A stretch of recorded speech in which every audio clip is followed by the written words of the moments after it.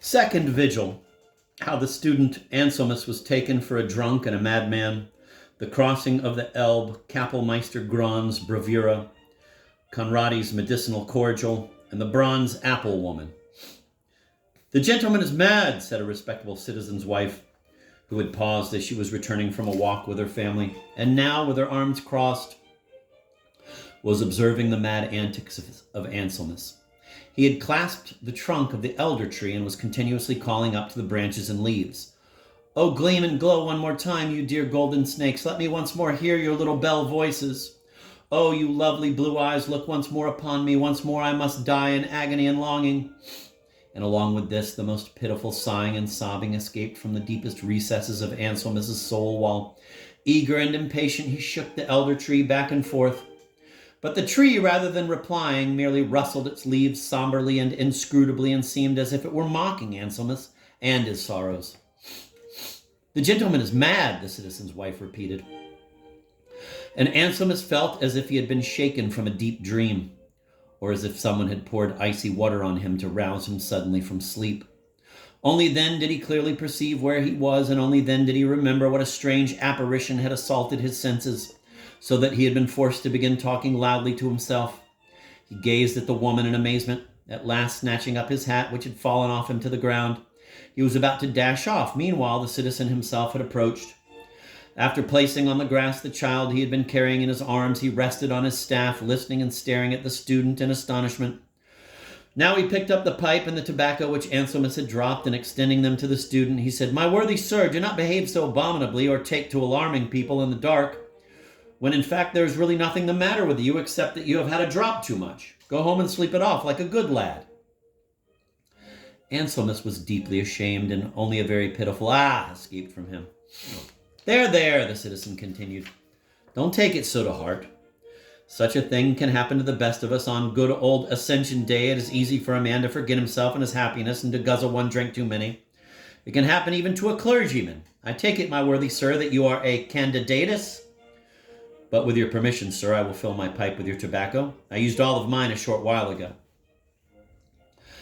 The citizen uttered this last sentence as Anselmus was about to put his pipe and tobacco away, and now the good citizen cleaned his pipe slowly and deliberately, and just as slowly began to fill it. Several girls from the neighborhood had approached, and they were talking confidentially with the citizen's wife and each other, giggling as they glanced at Anselmus. For the student, it was like standing on prickly thorns and glowing hot needles. Just as soon as his pipe and tobacco were returned to him, he rushed off as quickly as he could. All of the incredible things that he had seen were completely wiped from his memory. He could only remember having babbled all kinds of foolishness beneath the elder tree. And this he found especially horrifying because he had long had an aversion to all soliloquists. His dean had once said that it is the devil himself who chatters out of these people, and Anselmus had sincerely believed him. But to be regarded as a candidatus theologiae and as being drunk on Ascension Day, the thought was intolerable. He was about to turn into Poplar Lane near Cosell Garden when a voice behind him called out, "Anselmus, Anselmus, in heaven's name, where are you running so quickly?" The student stopped as if rooted to the spot because he was certain that some new misfortune was now about to descend upon him. The voice was heard again, "Anselmus, come back, we are waiting for you by the water." And now Anselmus realized that the voice he heard belonged to his friend, Dean Paulman. He returned to the Elbe and found the dean and both of his daughters and Registrar Heerbrand about to embark in a boat. Paulman extended an invitation to Anselmus to join them in crossing the Elbe and to spend the evening at his house in the suburb of Pirna. Anselmus very happily accepted this invitation, thinking that it was a good way to escape from the evil destiny which had all day pursued him. By chance, a display of fireworks was taking place on the far bank in Anton Garden just as they were crossing the river. Sputtering and hissing, the rockets soared on high, scattering blazing stars through the air, 1,000 crackling sparks and flashes bursting all about. Anselmus was sitting near the helmsman, lost in thought. But when he saw the reflection of the darting and crackling sparks and flames in the water, it seemed to him as if the little golden snakes were playing in the waves. All of the marvels which he had seen under the elder tree now once more came alive in his heart and his thoughts, and he was again seized by that ineffable desire, the glowing passion which had shaken him before.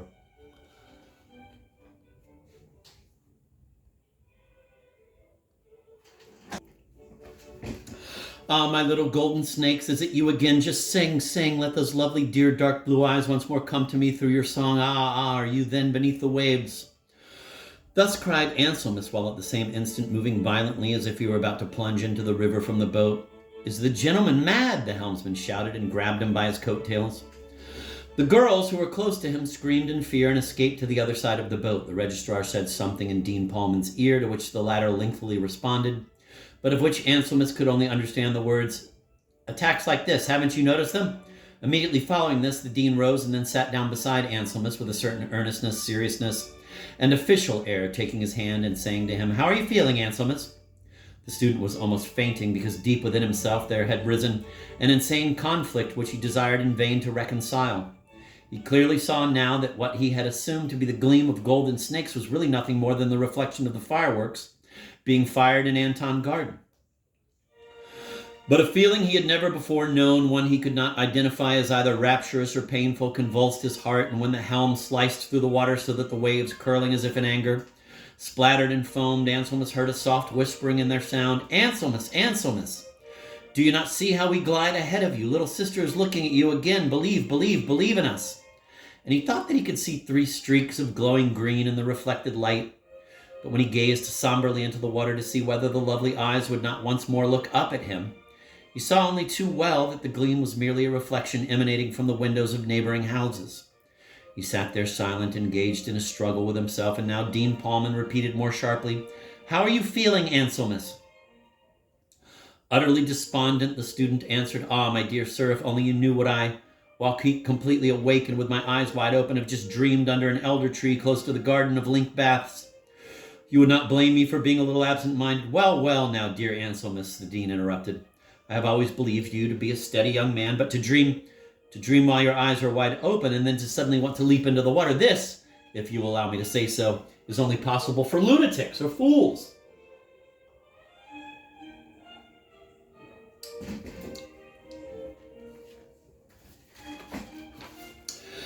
Anselmus was extremely distressed by his friend's harsh talk. Then Veronica, Palman's eldest daughter, a truly lovely, blooming girl of 16, said, "But my dear father, surely something extraordinary must have happened to Herr Anselmus. Perhaps he only thinks he was awake, when in truth he may really have been asleep, and therefore all kinds of foolishness entered his head and still remain in his thoughts." "And dearest mademoiselle, worthy dean," Registrar Heerbrand added, "is it not possible for one to sink sometimes into a kind of dreamy state even while awake? I have myself had such an experience. For instance, one afternoon while at coffee, in the kind of mood produced by that special time of salutary physical and spiritual digestion, I suddenly remembered, as if by inspiration, where a misplaced manuscript lay, and only last night a magnificent large Latin paper came dancing before my eyes in the very same way."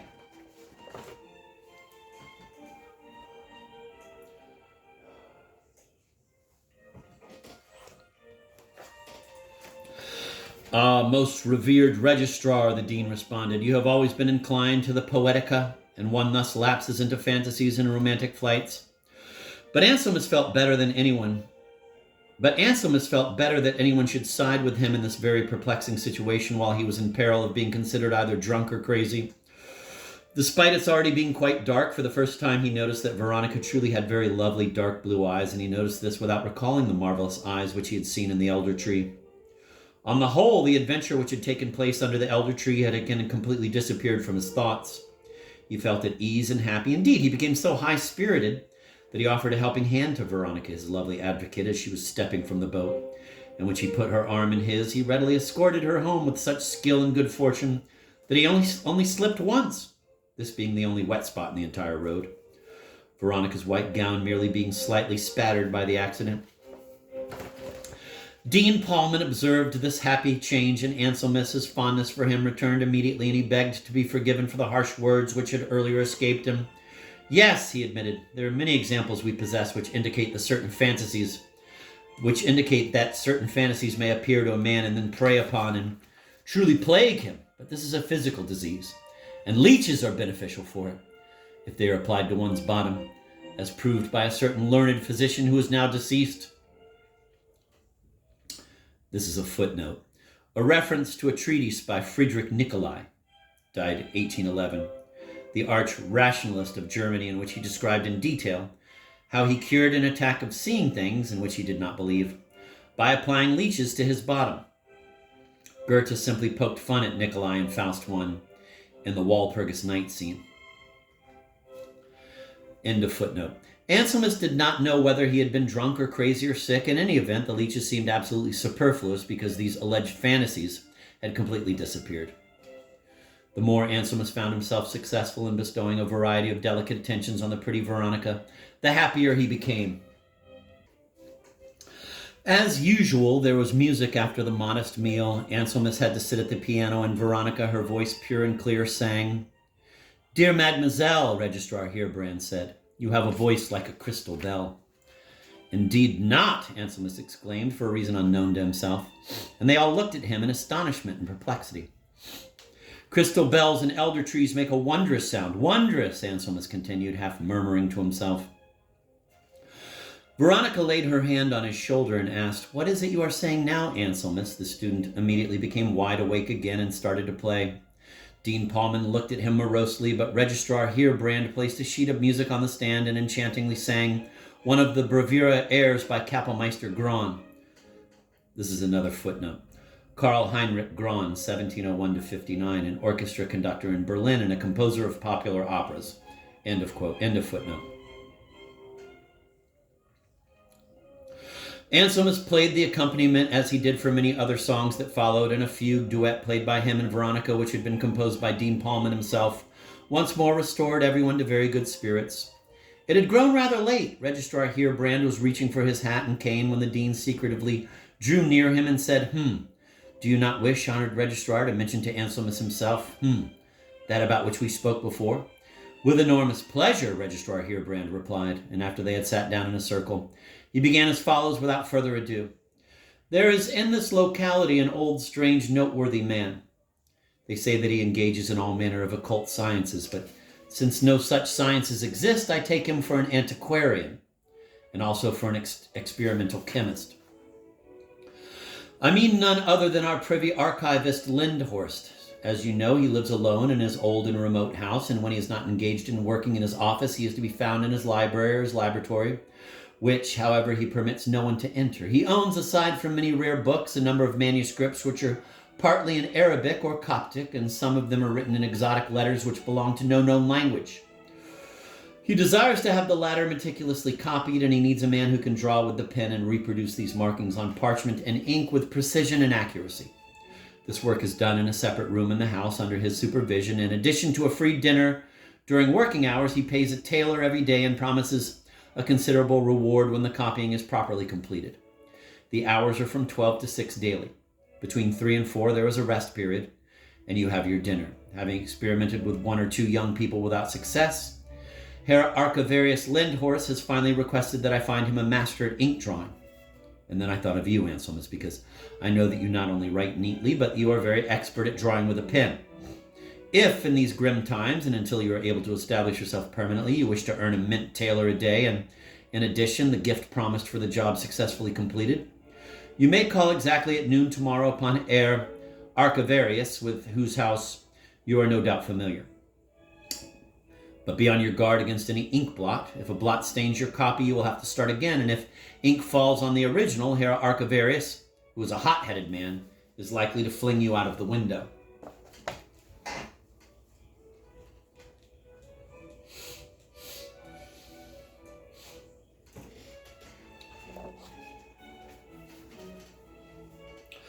Registrar Heerbrand's proposition made Anselmus very happy, because not only did he write and draw beautifully with the pen, but he had a passion for the painstaking calligraphy required of this kind of copying. He therefore expressed his grateful thanks and promised not to miss the noon appointment scheduled for the next day.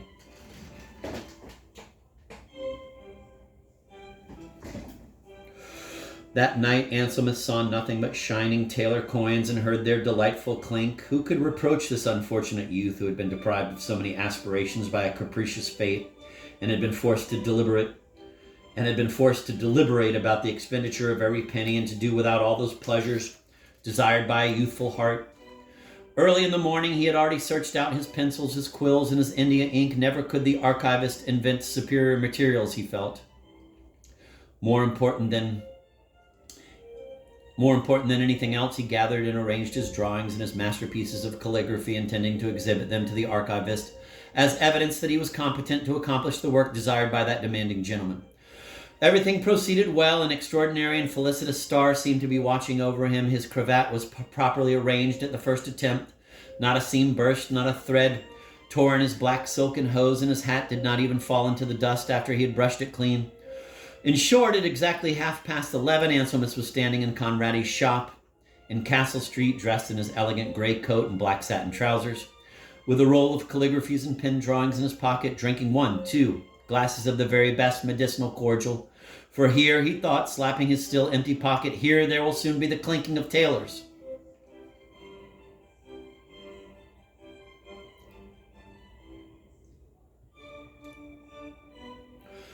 Despite the distance to the remote street where Archivarius Lindhorst's ancient house was located, Anselmus was at the front door before 12 struck.